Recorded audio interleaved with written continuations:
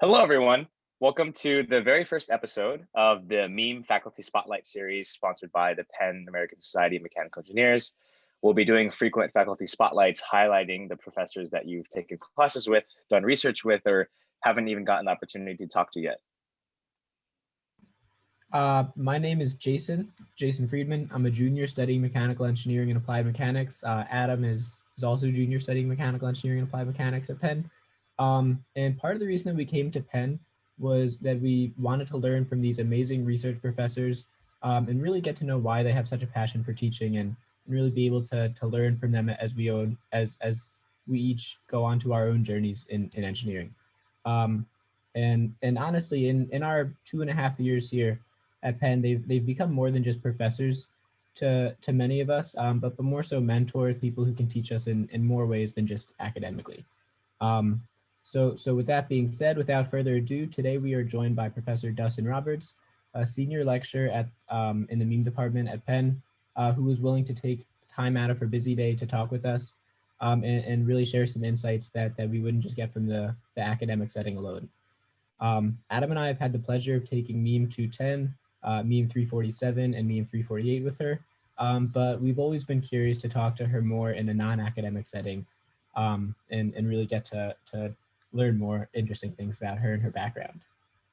Yeah, so to kick things off for Professor Roberts, I think it'd be great to get to know a little bit more of background, where you're from, I guess where you went to university, and last but not least, a fun fact that people may not know about you right now.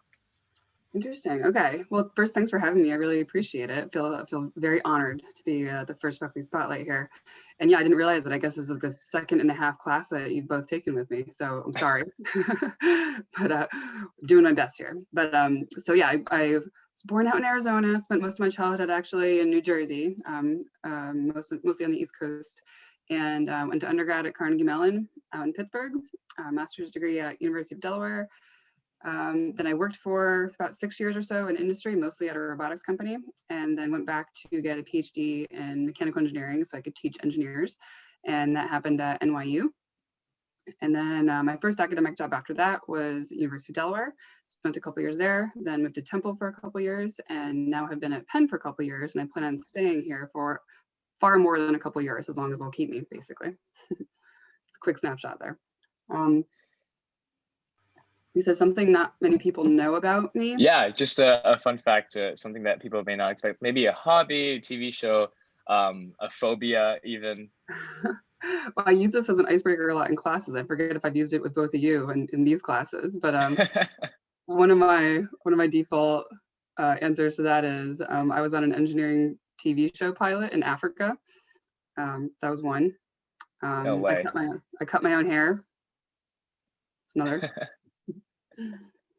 That's awesome. And so I guess the first question, and you kind of touched on this a little bit already about the path that you took to become a professor at Penn. If you could dig a little bit deeper and talk to us about the various stages. I know from academia, you've had some time in industry that you've talked to us about, I think building a rover, I think on Mars.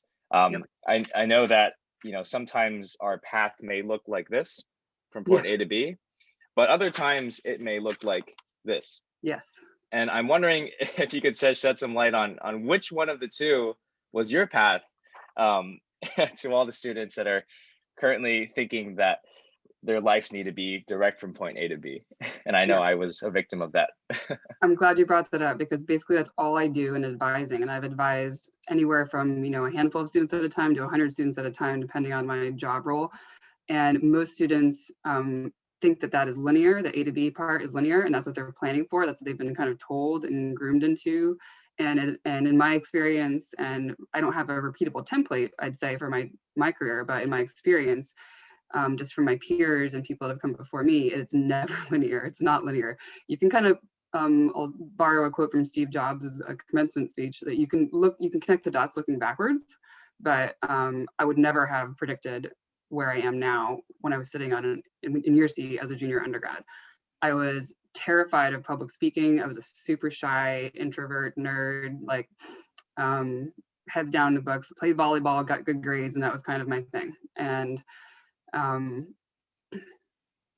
let me think. So towards the end of undergrad, I took a class, I think it was senior year, called Biomechanics and Human Movement. Yeah.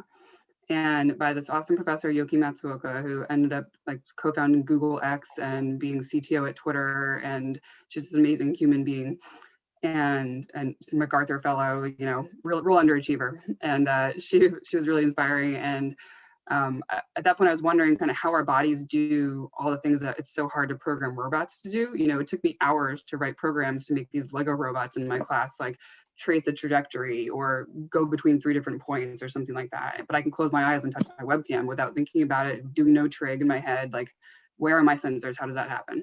And so after talking to her about this, she suggested looking at this master's degree program at University of Delaware in biomechanics. And it's kind of a combo of like mechanical engineering and physiology and kinesiology and physical therapy. And it was, introduced me to one of her colleagues, Tom Buchanan, who was the director of the program there. And I said, wait a minute, they pay you to go to grad school? I'm really good at school. It's my favorite thing. This is great. So once I learned that was a thing, and most of the times PhDs you do get a research assistantship for, but I didn't know, and master's degrees are less common, but he happened to have some funding and worked with him. So went to get my master's degree at University of Delaware. But because I was so used to, I can see my cats in the background. So used to I had 2 majors and 2 minors as an undergrad, played volleyball and had a part-time job. And I got to my master's degree and I was like, I take 2 classes in research. Like, what do I do with the other 20 hours of the day? Much time. Yeah, I was like, what? It really felt odd. So, you know, then I volunteered and got a part-time job and took other classes and, you know, graduated in a year instead of 2 years because I was like, I just need to be busier than this. Right. And after that, I just assumed, you know, I didn't have any teaching experience. I was still shy and introverted and terrified of being in front of people. So I just was assuming I would get a job, and I was looking for jobs in industries that could kind of do a little bit of the roboticsy stuff I liked and the biomechanicsy stuff I liked. So I was looking at like companies that made knee braces and exoskeletons, and came across this robotics company, Honeybee Robotics, in New York City. And somehow found out through the grapevine that a family friend of mine, that he's a couple years younger than me, had been or was interning there. And keep in mind, you know, I'm 23 and I think he's 21 or something at the time. And I think we went camping together when we were 7. So it wasn't exactly a high level in to this company. But so I said, like, hey, I heard you work at this place. Like, I wonder if you can get my resume viewed, right? And I have no idea if that had any influence, but I did get a couple interviews, and, you know, phone screening, in person, technical interview. I had to do some CAD work and ended up getting that job.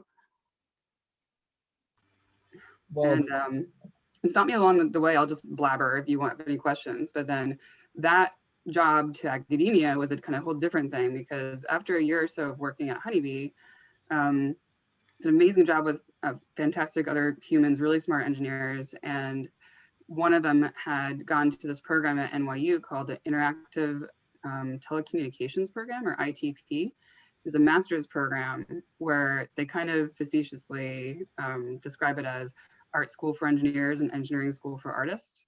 And I was kind of just amazed to see, like, he would just like try things that I had no idea like what torque was or like what a bearing was. And I was like, wait a minute, like I studied for 5 years of this stuff and I'm intimidated to even barely start, because I feel like I know I'm going to do it wrong, because I know enough to know what I don't know.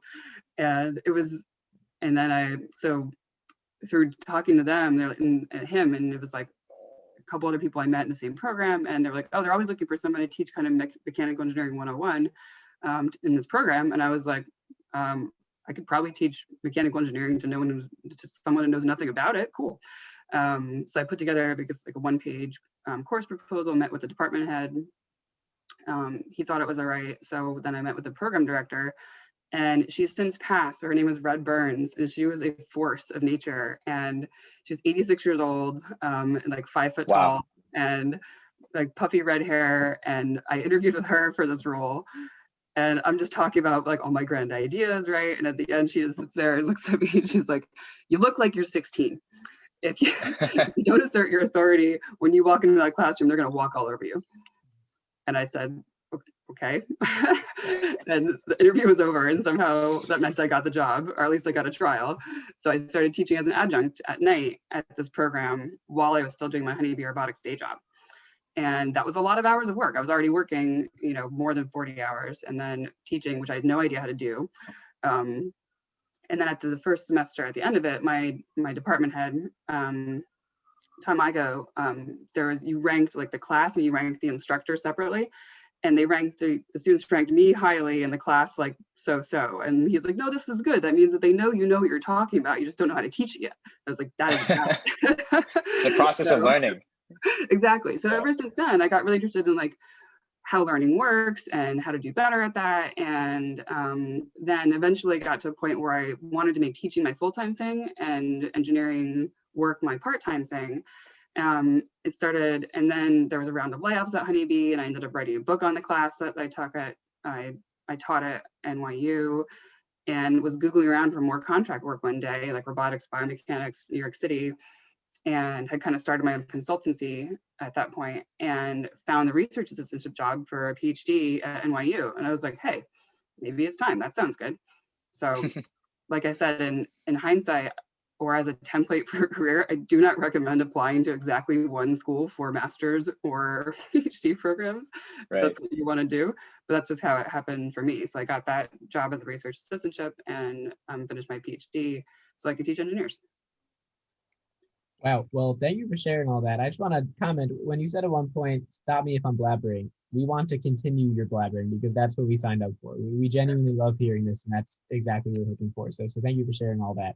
And also, I just think to anybody listening to this, it's just so great to hear that I guess you acknowledge that your path is very untraditional, and you may or may not recommend anybody else do something similar, because I think a lot of people at Penn, especially people our age, or even freshmen, sophomores, kind of like see the faculty and think, wow, these are like world-class faculty. I'm just like a little freshman. Like, how can I ever get to that point? It's so far away, But hearing about the fact that like you too, even someone who to us looks like up here, went through struggles and went through like bumps in the road and long nights, multiple 40+ hour weeks, just like all these different untraditional parts of the path that got you here, I think are really great to hear, because people will sometimes get too overwhelmed, and it's just really interesting to hear that. Yeah. And I'd say if anyone doesn't share stories like that, they're either lying, or they've got a very selective memory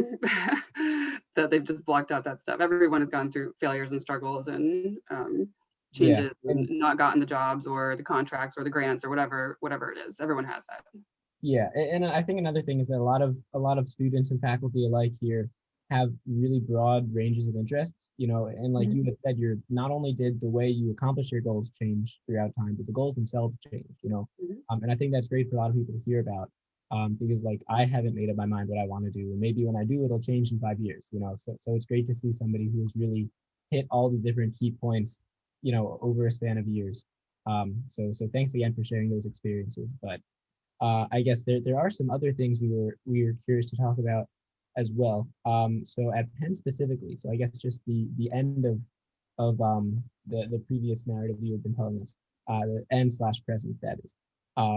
So I guess just to start off, what sense of community exists at Penn among professors? We're just curious for what that atmosphere is like. Good question. So there's a really good, so this is the third academic, or fourth, I guess, if you count NYU, academic institution I've taught at, the third full-time. And I really enjoy the camaraderie between the Penn faculty in a different way, and in a lot of ways, better way, stronger way than other schools I've worked at. They're all different, but Penn is very collaborative, and more so than other places I've been, has been more intentionally progressive, I'd say. So when we see things that are not great with whether it's the curriculum or the climate or whatever, it comes up in faculty meetings. We meet every 2 weeks as a full faculty, even over Zoom, and there's always an agenda. We can always suggest things to talk about. Doesn't matter if it's coming from a lecturer, senior lecturer, or a full-time tenured professor. All these things get floated by the full faculty. So it's been, and in pre-COVID times, like there was lunch and coffee. And so, you know, people came early and stayed late, and there's lots of like stop by for coffee, go out for lunch, meet up for adult beverage after work kind of stuff. And people generally seem to enjoy talking to each other about, they're very intellectually curious. They're just curious in general about other people. So it's been a really great faculty environment. And that's just not in our department too. There's definitely other people across other departments that as soon as I got to Penn, people were like, oh, you have to meet this person. Oh, you have to meet this person. And from lab managers to, again, full professors, I've been lucky enough to kind of cultivate relationships in the short time I was here, even on Zoom now. And I guess another follow-up question to that is, are these meetings specific to mechanical engineering? And do you meet with other engineering disciplines or other departments? And does this even extend beyond the School of Engineering and Applied Sciences to focus on maybe the issues that exist, you know, university-wide beyond just engineering school? Another good question. So MEAM has faculty meetings every couple of weeks, and that's MEAM only. And then all of SEAS, School of Engineering and Applied Science, has a all faculty meeting, I think at least once a semester, I think sometimes two. But as you can imagine, the larger the meeting gets, the less interactive really it can get. Right. So it's more like here's a list of things we did this semester type of chat. So there's not kind of regular faculty meetings of like all university stuff, but then there's a faculty senate, there's undergraduate curriculum committees, there's a graduate curriculum committee. So I'm not on all those meetings and committees and stuff. Yeah, most of my work is department focused, but they do exist. Gotcha. Well, we're definitely glad to hear about some of the, I guess, interdisciplinary work that happens. Like with so many professors from such different backgrounds, there's really so much on the table there that it's great to hear that people are able to really like share their experiences and build off one another, as opposed to just being like competitive and like trying to be the most, you know, tenured faculty or something like that. Like it's so great to hear that there's really a camaraderie that exists, and also that I'm sure just makes your work experience much more enjoyable. You know? Yeah, I can't help but think back then when we took MEAM 210, Jason, Professor Turner and Professor Roberts teaching both of us, and there's clear camaraderie between the two of them. They're switching off of each other, going from you know, teaching one half of the lecture, and then Professor Roberts takes over to the next half, and it was a smooth transition. It felt like, you know, one whole professor, but each had their own unique specialties to add to the conversation. So we really appreciated that, you know, from day one. You know, they say that the whole is greater than the sum of its parts. And I feel like us getting this experience from, you know, taking a lab with you and then taking like theory-driven classes with Professor Rainey, you know, and Professor Lucas, like it all really comes together in a way that sheds light in ways that wouldn't have otherwise if we were to just like hear from you each individually, you know. So we're really interested to hear about that. And then I guess another Penn specific question, what observations, given that you're somebody who's come from a wide, you know, variety of experiences and worked with a lot of different people in different places, what are your observations about Penn students and faculty specifically? Like, how is the culture here, you know, I guess among students and staff different than with those people who you've worked with in the past?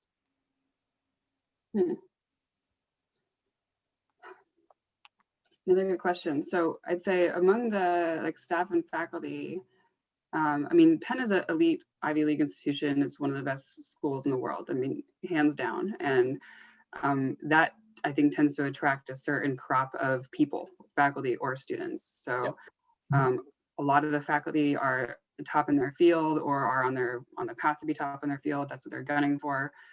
The students are always, on average, trying to one-up each other, but you know, pretty collaboratively, though I'd say.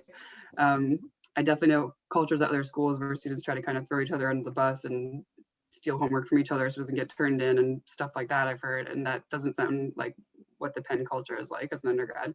Correct me if I'm wrong, but I'm continuously impressed with the quality of the work on average that the students at Penn produce. And I'm also concerned sometimes about, especially when I'm doing advising, when people are like trying to double major and minor and different dual degree programs and stuff, and I'm kind of like minoring in math, and it's like, do you like math? Like, take another class in math if it gets you minor, if you want to work for MATLAB. But other than that, like, you're at Penn and you take a boatload of math if you I'm minoring in math.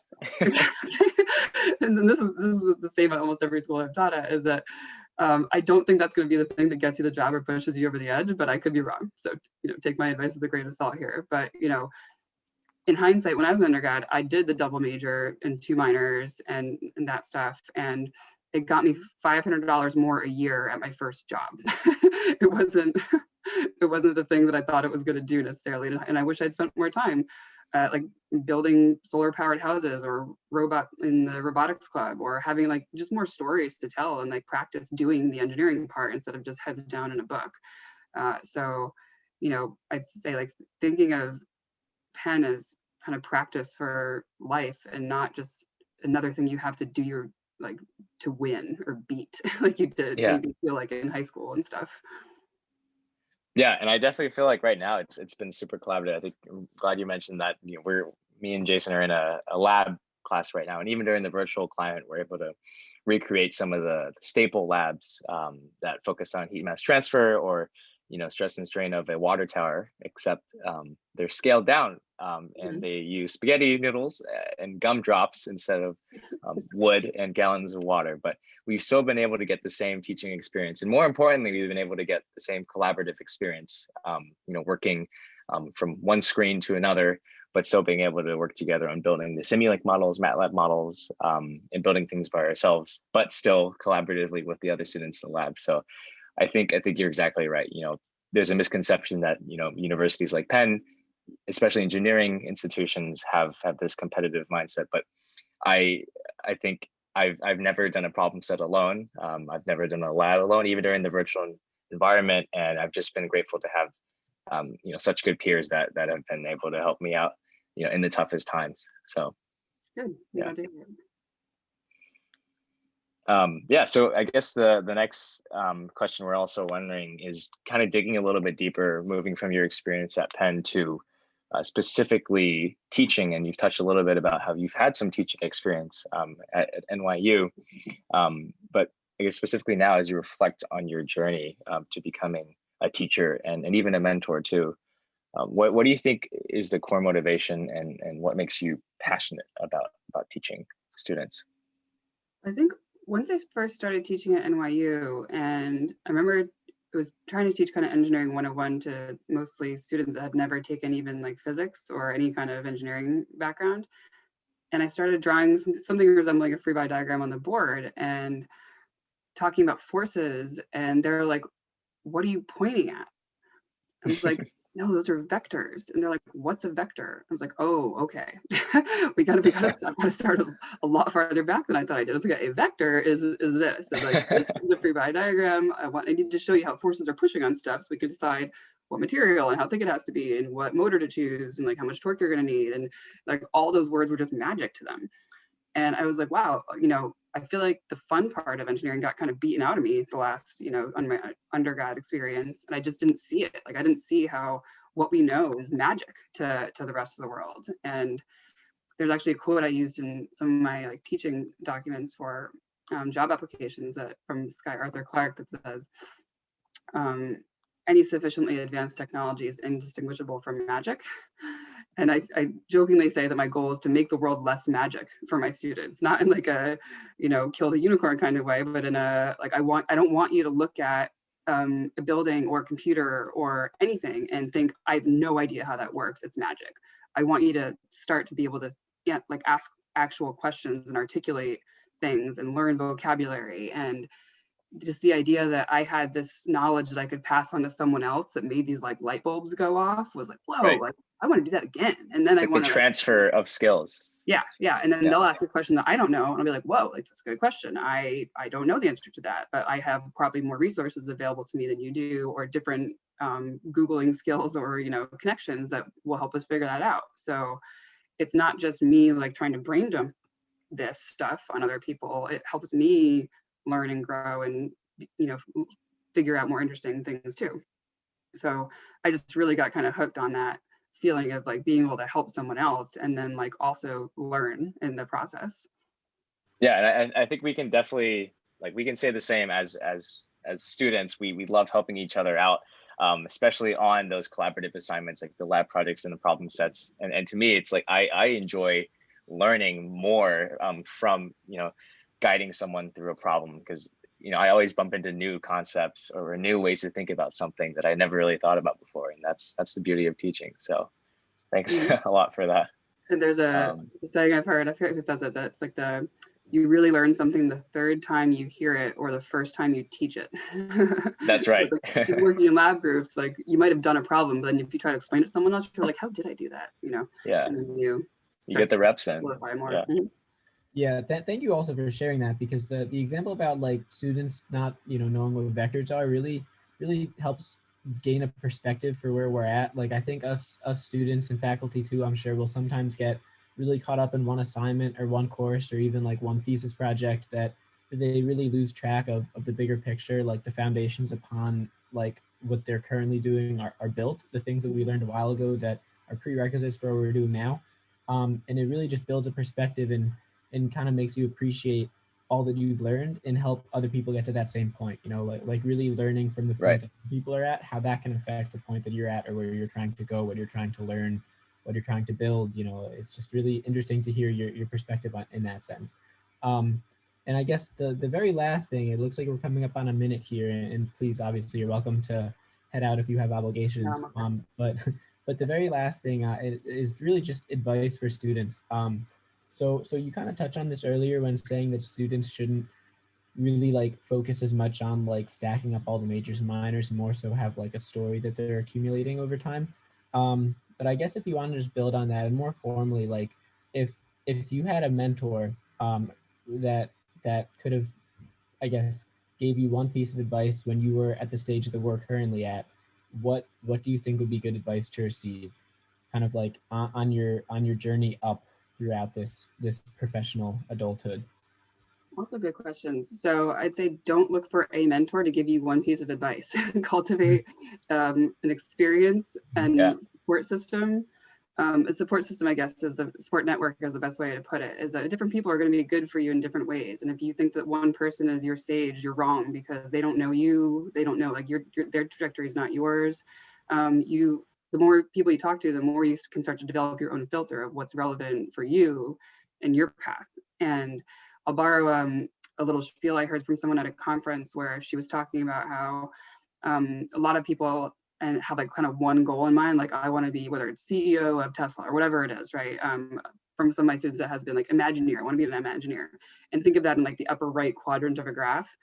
So if you start moving towards that upper right dot and you end up as working at the manufacturer of roller coasters and not as an Imagineer, like you still win. Like your point is to kind of move in that direction and have things that sound interesting to do next.